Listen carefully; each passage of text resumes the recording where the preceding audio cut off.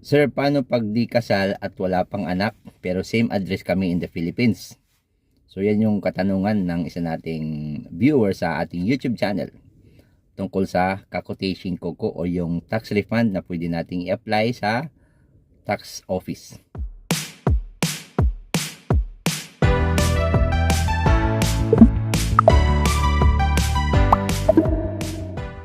Okay guys, bago ko sagutin yung question na yan, huwag niyong kalimutang mag-subscribe sa YouTube channel na to. Mag-like din po kayo sa YouTube channel na to at sa video nito. Okay, so yun na nga. So balak niyang mag-apply ng Kakotation Koko kasi malapit na naman. So February mag-apply na tayo ng Kakotation Koko o yung tinatawag na tax refund. Pero hindi naman talaga siya tax refund kundi yung tax report kumbaga. And then kung mayroon tayong mga beneficiaries na additional, so magkakaroon tayo ng mga refund.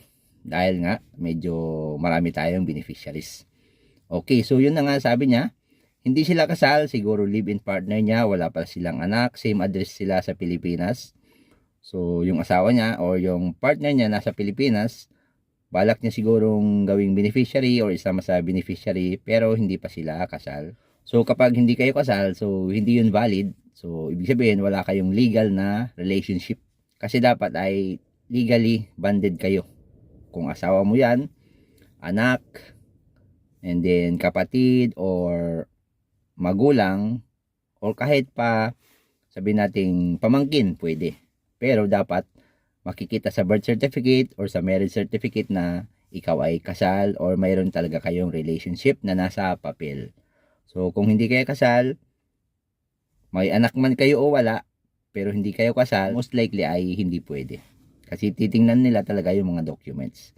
So isa na yung birth certificate, marriage contracts, yun yung mga required talaga kapag mag-apply ka ng Kakotation Koko. And then kailangan mong ipa-translate pa yun. So dahil hindi kayo kasal, so malamang hindi yun valid, so hindi yun tatanggapin ng tax office. Okay, so yun guys, sana nasagot ko yung katanungan ng ating viewer or subscriber.